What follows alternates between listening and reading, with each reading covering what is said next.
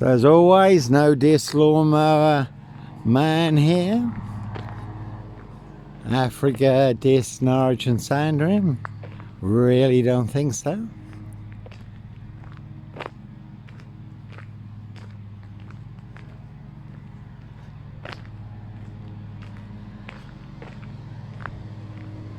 And that really is a cracking watch, the True Detectives. Matthew McConaughey, Woody Harrelson, the Lawnmower Man, the Yellow King, Satanic Serial Killer, riding round in a white pickup, abducting children and young girls. There's only no dis Edwards Garden Centre, no dis Lawnmower Man here.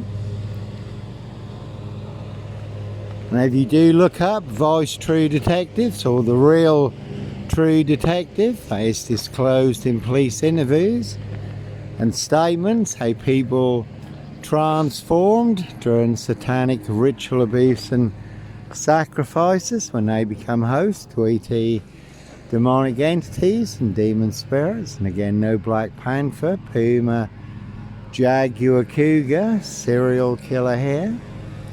Africa, dis Norwich and Sandringham. High Royal Blue Crime, New Year's Day finds, September Blue Murder, and certainly not mine.